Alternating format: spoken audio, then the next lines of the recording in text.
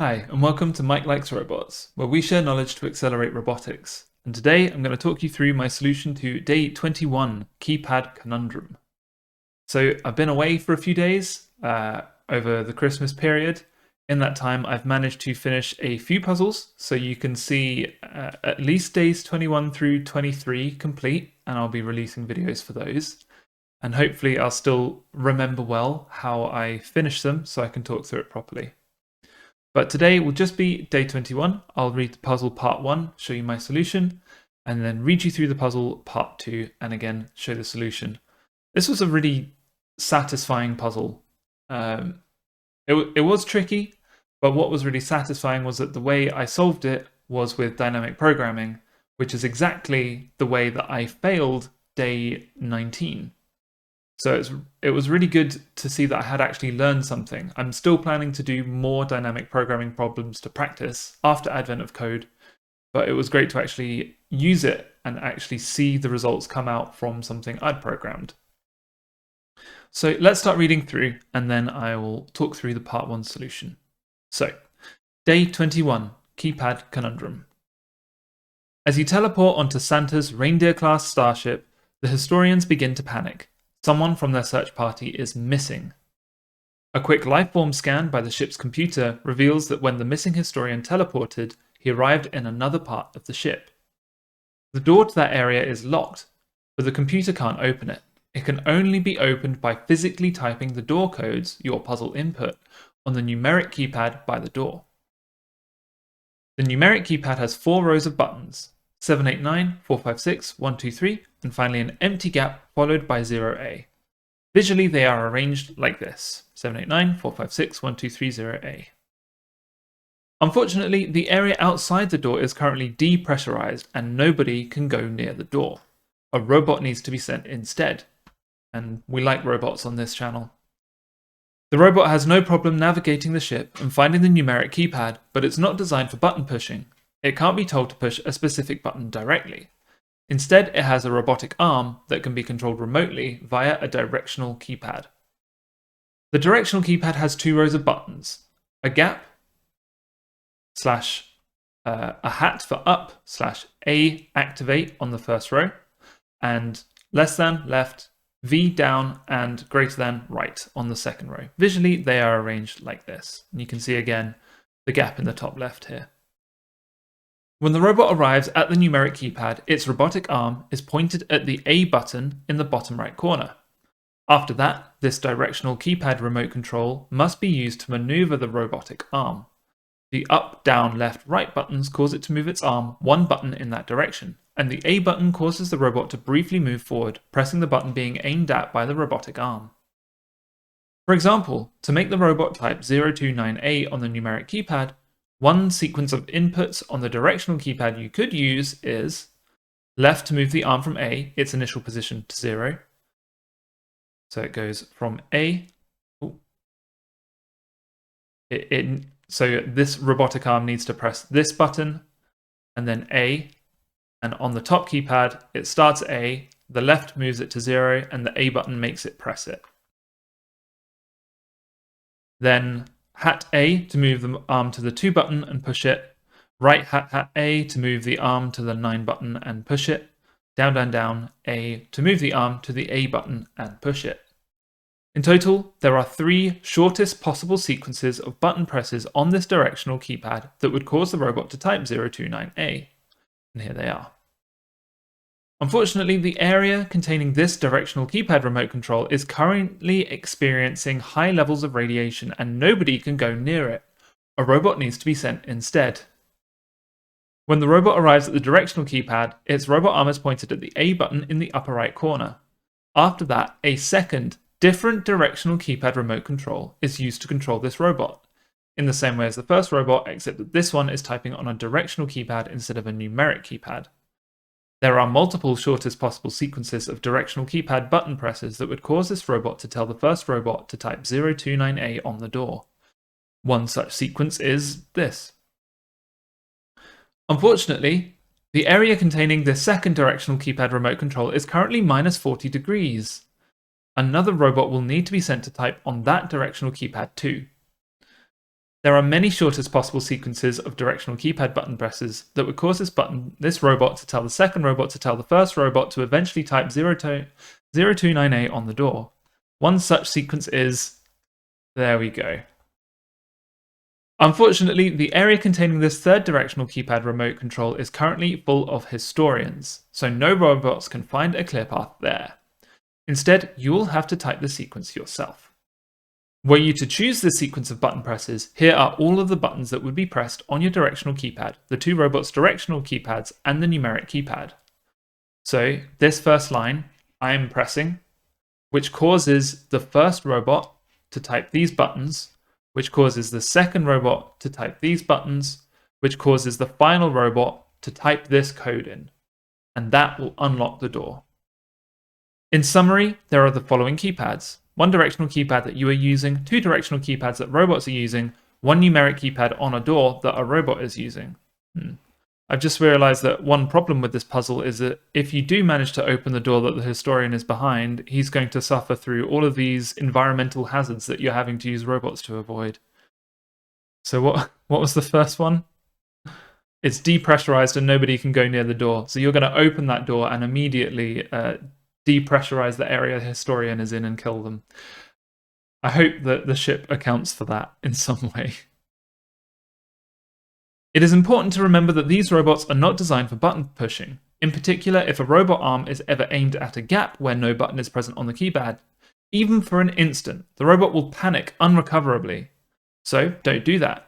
All robots will initially aim at the keypad's A key, wherever it is. To unlock the door, 5 codes will need to be typed on its numeric keypad. For example, here are the 5 codes. You'll notice that these are all 3 numbers and then the letter A.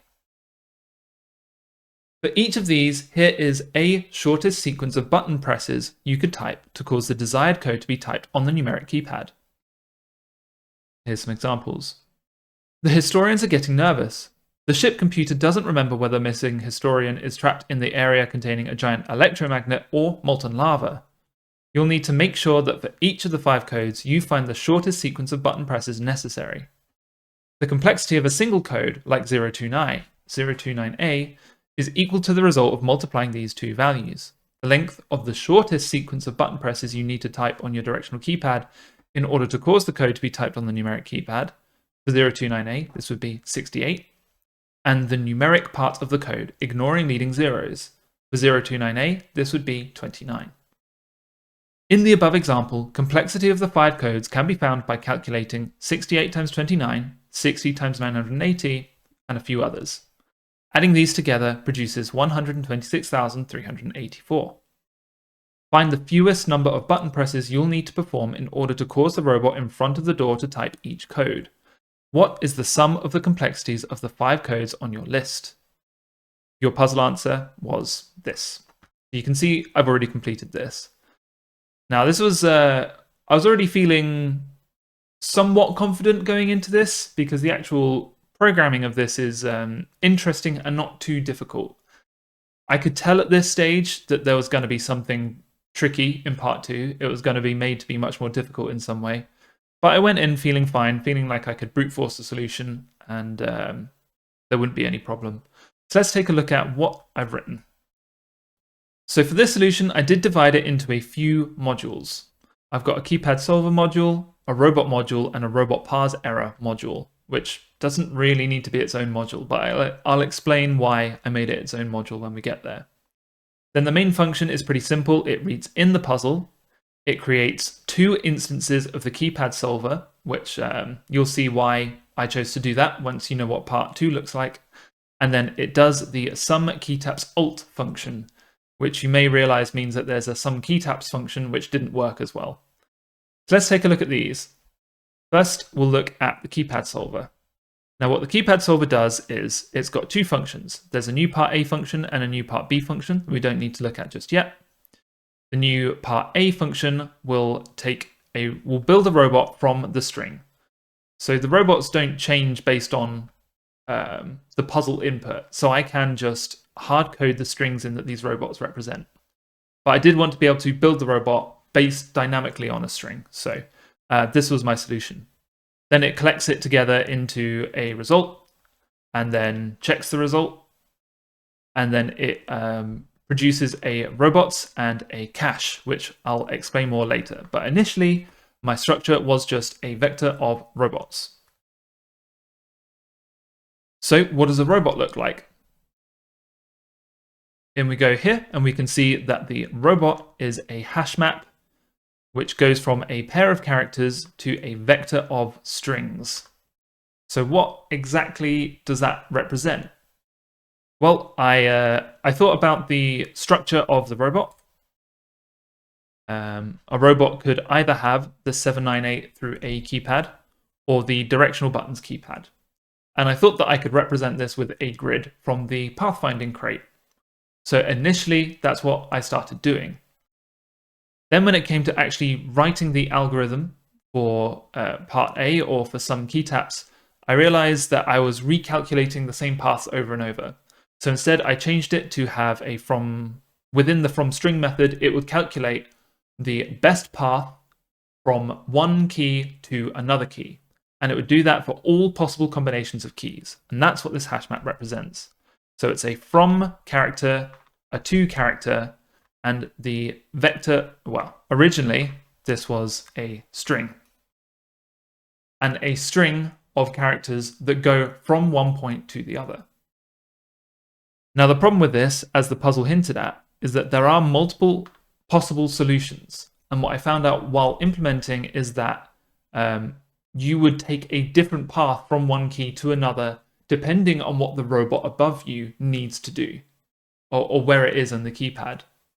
So you can't just account for one possible path. You need to take all possible paths.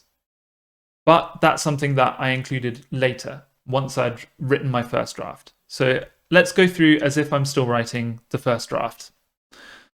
So from string, I pull out all the coordinates from the lines. Remember, one of the lines is, let's take this one.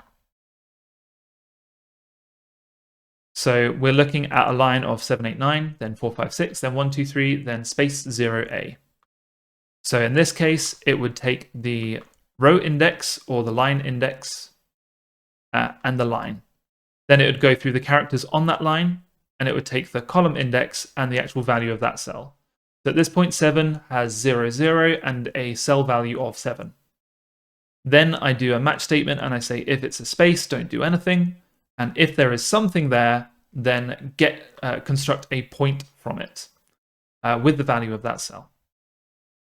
So that will initially construct a hash map of a point, say 0, 0, to the character value, say 7. From that hash map of coordinates, I then construct my key map. So I iterate over the coordinates with the start coordinate and the key. And then I iterate again using the end coordinates and the key. And initially, I thought an optimization was to not check the same key. But actually, it's perfectly valid that you would need to enter the same button twice, like say press A twice. So you do actually need to account for this. And all you do is you say, if you are already on the same key, just press A. Then it will take the difference from the 2 points, and it will figure out what path needs to be done to get to it. Now, originally, I wrote this using the Dijkstra algorithm from the pathfinding crate, which I knew was overkill, but I thought was fine because it was only being done at the start.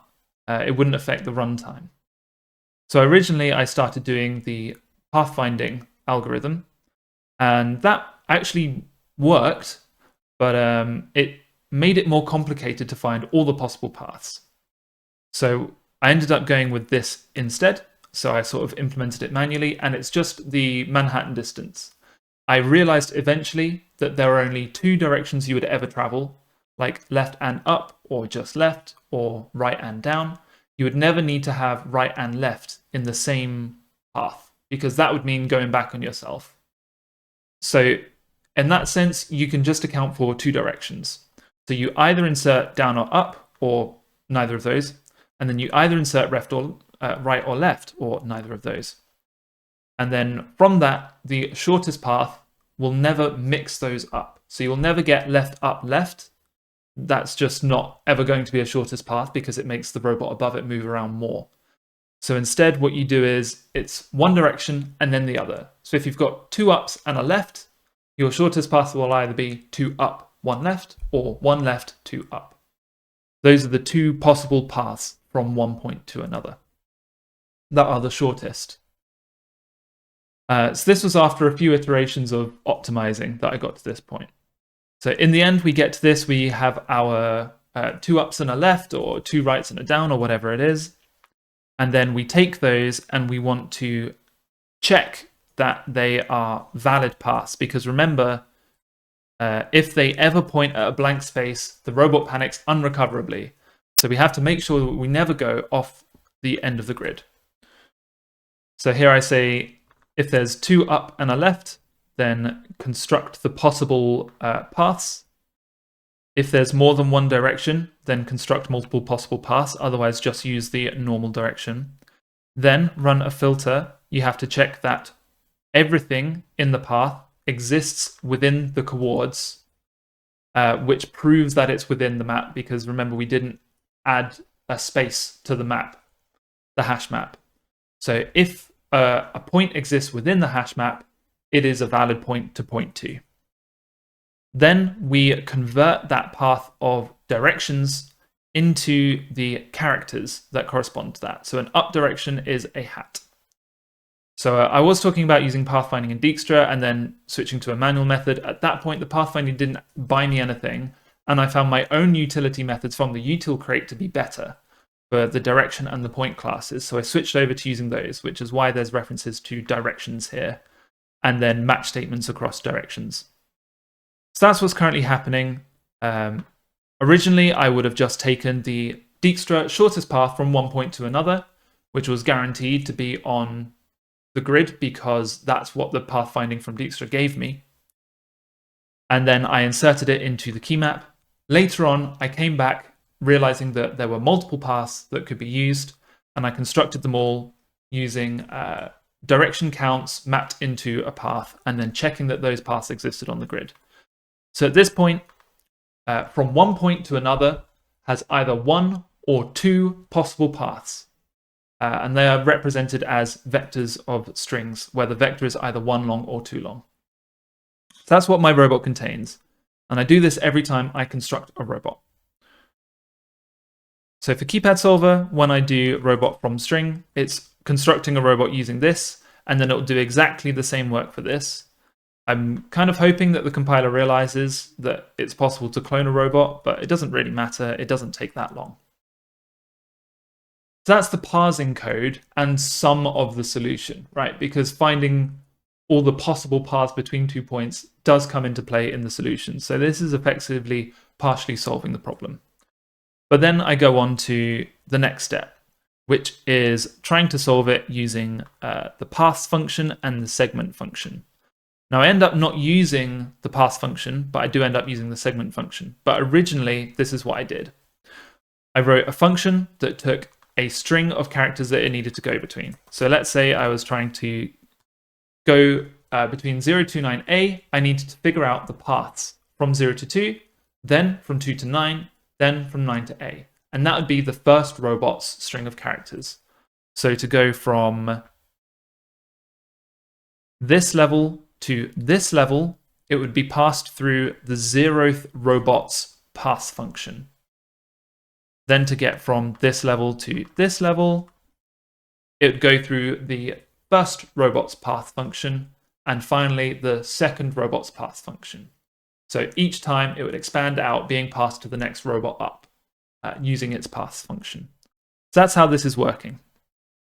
And essentially what it does is, because the robots always start on the A point, I add an A to the start of the string. You need to move from A to 2 to begin with, not from nothing to 2. So from A to 2, then it gets the characters. It uses this cool method from itertools that I found while finding the solution. And what this does is, if you do, wow, this is an excellent example. If you do tuple windows on this, it will give you an iterator that is first A and 0. Then it will be 0 and 2, then it'll be 2 and 9, and then it'll be 9 and A. And that's what tuple windows does, built in. And I think this would extend to however many tuples you try and pull out of it. It will do 3, 4, 5 tuples at a time and just do a window across what you're trying to do. So I only need a 2 tuple, and I'm trying to go from one to the other, then to the next one, then to the next one, then to the next one. So it's basically, from there, I need to combine together. I need to look up the paths from one to the next, and then combine all of those paths together. And the simplest way to do that, I found, was to write the self.segment function. And all the self.segment function does is look up from my key map what the path is. And it returns an option vec of string. Originally, it was just option of string. An option because it might not exist in the key map. Realistically, it always will, but I try to write this correctly with options, which I learned a lot by doing, including using this try fold, which I have never used before this challenge. What try fold does is where the fold function, you give it a starting point and then a function to run on every time it iterates over something. You can write a sum function by doing this, for example. You start off with 0, and then for every element in the iterator, you add it to the accumulator and return the accumulator. And at the end of the fold, you get the result of the accumulator, which is all the numbers summed up. And before there was a dot sum function, that's what I used to do with folds. What a trifold does is it will do the same thing, except that it doesn't expect you to return the accumulator, it expects you to return an option of the accumulator. And what that means is that if you return something, then it worked, it unwraps it from that option and goes on to the next iteration. If you ever return none from that accumulator, it stops iterating and returns none straight away. And that's really helpful because then I can return an option by trifold, where trifold will stop partway through the iteration if it ever gets a none. It shouldn't, but in case there's ever a key pair missing from the dictionary, or I pass it in a bad input that doesn't exist on the grids that I'm trying to access, this will just pass an option back. So from the segment, I get my from and to, say from A to 0.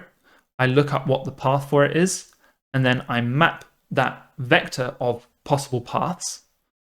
And I say, I use a flat map, which I think I've never used before as well. And I think what it's doing is it's combining it with the previous path level, right? So from A to 0, my previous path is a blank string. So then I find the path from A to 0, I add it onto my blank string, and that's my accumulator. Except that for every path that I'm putting in, I'm creating a new entry. So let's say from A to 0, there are 2 possible paths. I would end up with 2 possible entries for the paths that I can take to there. Then for the next one, from 0 to 2, if I've already got 2 entries in my accumulator vector, I'm then going to add 2 entries for each of those 2 entries, where my 2 new possibilities are combined. So if I have, let's say, my accumulator is AB, and I realize that there's a new possible path of CD, what I want my accumulator to look like is AC and AD, because from A, I'm going C and then D. Or I want from B, using the B direction, I'd go BC and BD, right? So that's what this flat map is doing. Now, actually what it's doing is a map. What a map would do is it would return me a vector containing the possible vectors. And flat map, all it's doing is removing those brackets, right? It's taking a vector of vectors and turning it into one vector, where they're all combined together. So that's what this whole function is doing. Segment is pretty simple. Paths works, and it works by taking the entire key and producing the entire array that needs to be used. Finally, I've got some tests for it. So I've got a test simple one, where I've got a very simple keypad, no blank spaces. It's just 1 to A0, and then it just checks that if I'm going from 1 to 0, I start at A, I go to 1, I go to 2, I go to 0. And then I have the full keypad where I'm actually doing a full example, and I can check that one of the example solutions works. So that's my robot class. I don't use the pass function. Really what I'm using here is a from string function that provides all the possible paths, possible shortest path between 2 points, and the segment function. And all the segment function is really doing is doing a lookup in the key map. So I could probably get away with doing none of this if I wanted, but I like separating it into different robots. Okay, so that's robot completely done. So I wanted to do part A. Part A involves these robots. And then my original function is part A, some key taps. Here it is. So for some key taps, I'm reading in the puzzle, and I am converting each line into the complexity for that line. I take the line and calculate its complexity. Remember that the puzzle is talking about the complexity as the length of the shortest sequence and the numeric part of the code. So we can take a look at that inside the complexity function. It takes a line and converts it into a number. And that it looks complicated, but all it's doing is filtering out any non-digits and then parsing it as an integer. And then the rest of it is kind of just error handling. So if it's a bad result, like it can't convert it, which should never happen, but it could, in case it does, I'm handling the error, then it'll return an option from complexity. And again, in part A or some key taps, I do a filter map. So it will just, if it comes back with a none instead of a sum for that function, it'll just ignore it, it'll just throw it away. Back to complexity, that's all that numeric does. Then the path will take the keypad solver structure and it'll do the pass function. And then it will do a conversion. So the pass function will take a line and it will give you the longest, or rather the shortest string, but after it's passed through all the robots. So it'll give you the shortest string, and then if that gives you some back, then it will convert that set of possible paths, and it will find the minimum length of each one. So it will convert the path to the length of the path, and then find the minimum one. And then, this is the first time I use and then ever. The first puzzle and the first time in Rust I've ever used it. What and then does is it says you run it on an option. If there's something in the option, you can take the value, in this case the vector of possible paths, and you can try and do something with it that also returns an option.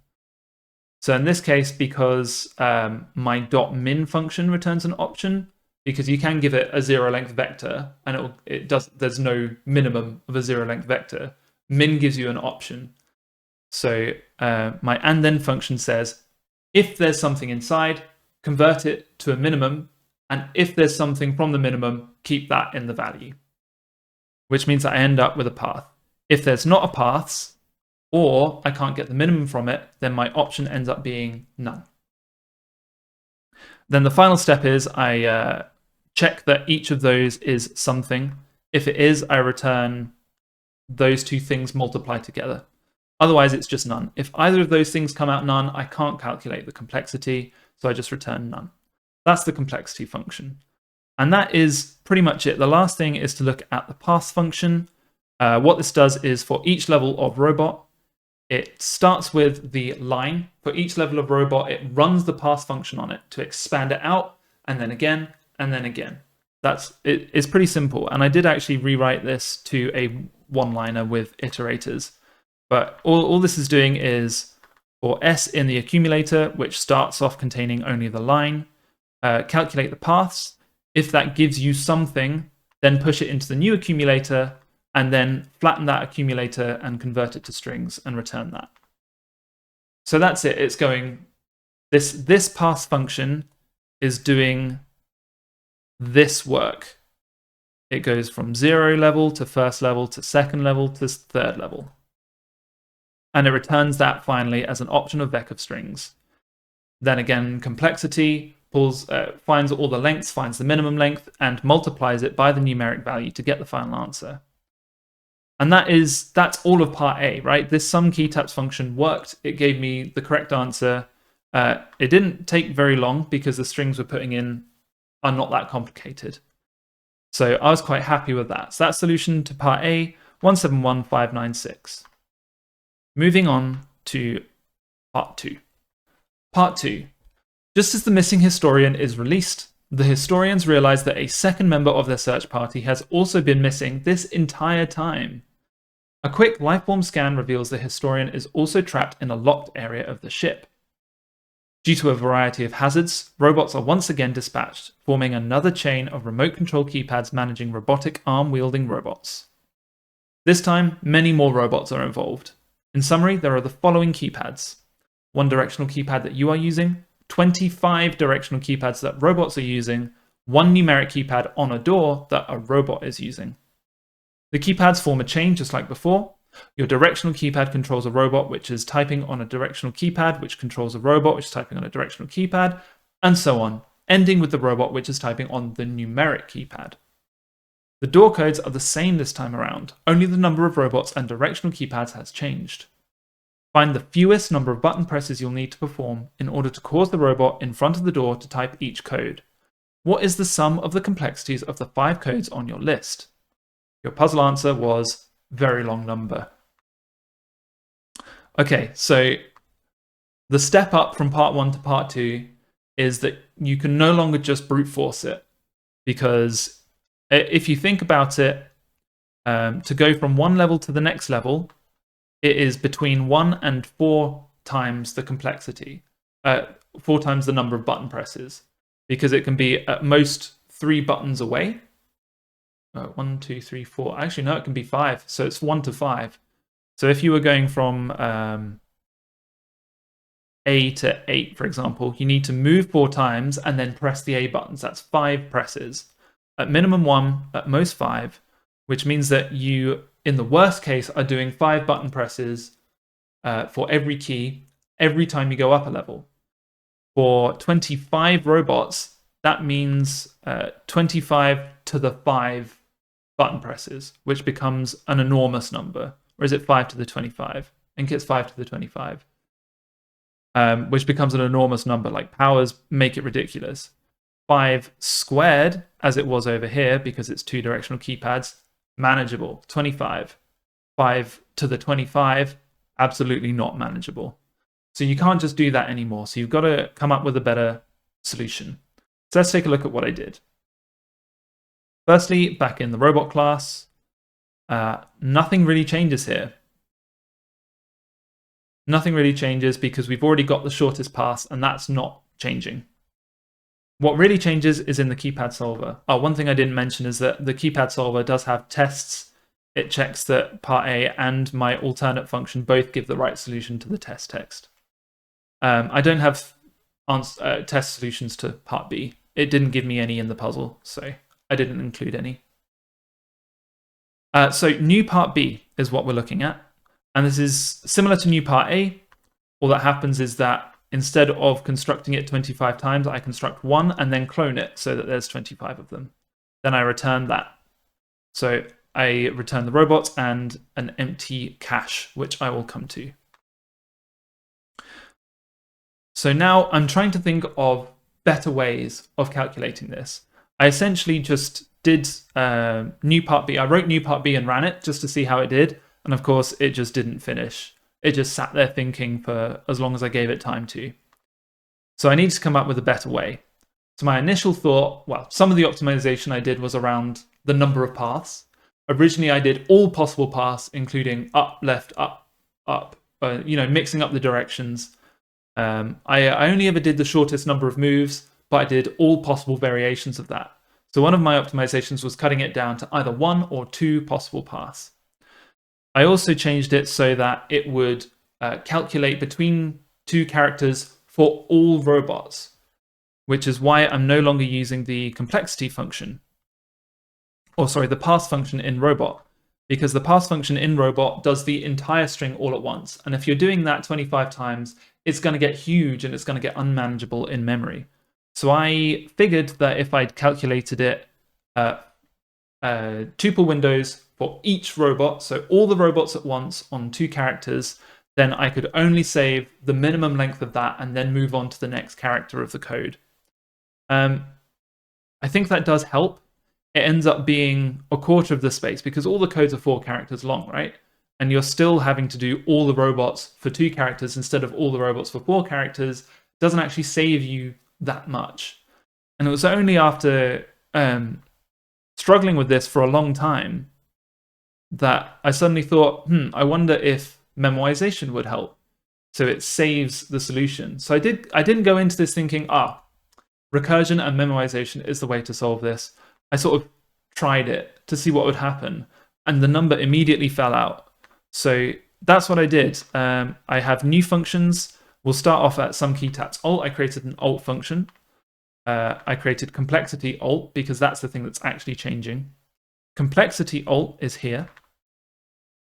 Bear in mind that I normally wouldn't leave my code this messy or make alt functions. I'm deliberately doing this so that I can talk about it on video and leave it in my GitHub in case you're interested to see my path to finishing the puzzle. So complexity alt is the same thing for the numeric part, but for the length of the path part, it uses the new function SumKeyTapLine. Let's take it SumKeyTapLine. What this does is for a single line, say 029A, it will find the smallest complexity for it across all the robots, right? So again, we're doing tuple windows. It'll do a fold, it will take, or a trifold. It takes the 0 length because I don't need to save all the characters because I don't need to return from the function and then give it to another robot. I'm doing all the robots at once. So I only need to store the length after I finish calculating the shortest path. That's what I'm doing here. Trifold takes 0 as a starting point. It takes the from character and the to character, and then it calculates the minimum length path for that character. Now, I do include a robot level argument. It starts at 0, and that's so that as it gets progressively deeper, it knows when to terminate. Because this is a recursive function, min length path for car. So it does from and to, it does the 0 robot level, and it adds on the minimum length as it goes. So that it only keeps the minimum length up to that point. That's what SumKeyTapLine does. And then the magic is inside the min length path for car.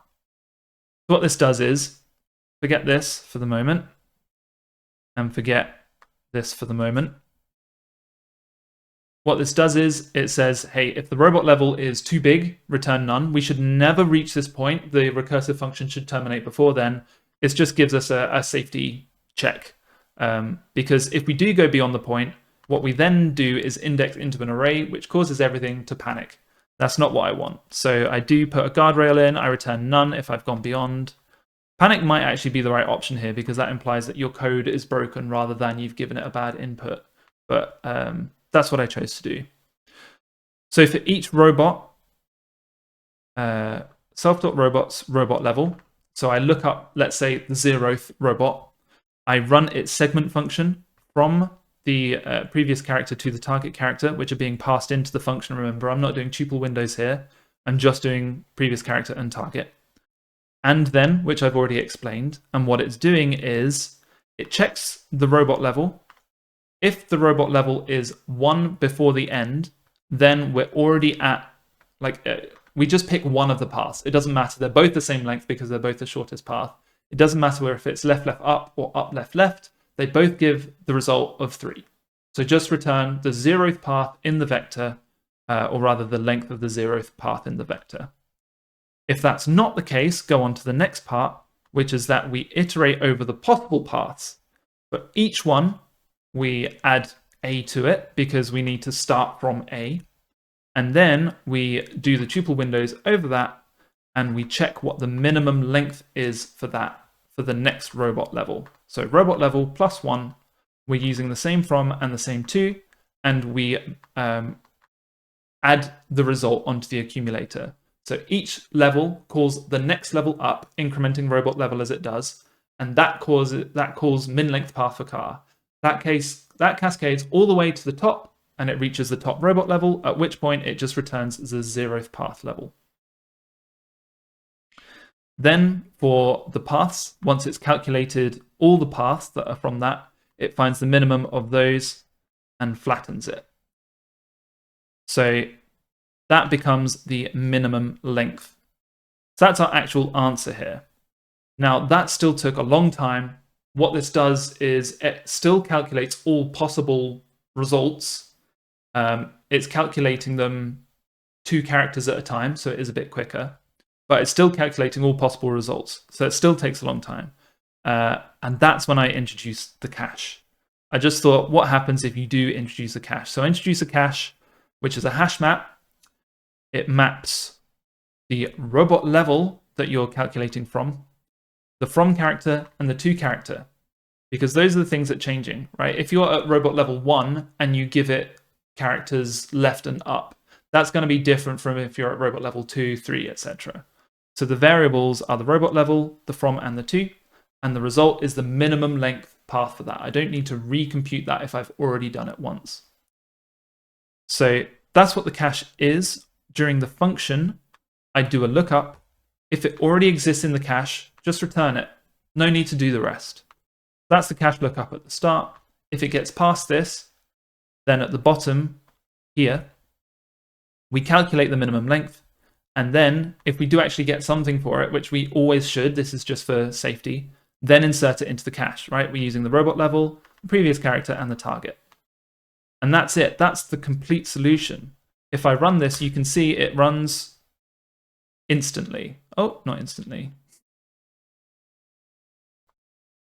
Yeah, so what I've done here is I didn't save the file with the caching step in. I put the cache lookup in, but I didn't put the cache step in. That was funny because I remember it working very, very quickly. Okay, there it is. It worked instantly. One last thing to mention here. It's not relevant to the solution at all. It's just that I'm getting warnings that these exist and they're not needed. And that's true. I don't need these. These came from when I was doing the grid building and the Dijkstra pathfinding from the pathfinding crate. And I wanted error codes for those. But because I'm doing everything manually and I don't have those errors possible, I can just safely delete these. And that is it. That is day 21 solution with dynamic programming that I managed to work out. I'm sure I'll still do practice, but it just goes to show how much you can learn from Advent of Code. This challenge has taught me how to use dynamic program correctly. It's taught me try-fold, it's taught me and then, and it's taught me better option use across the board. I haven't had to do any unwraps or expects anywhere in this code as far as I can remember, because everything is handled properly. It only calculates the next step of the algorithm if the previous step gave it a sum option. So that was really satisfying, and I was happy to go on to day 22. So thank you for watching, and I'll see you for the video for day 22.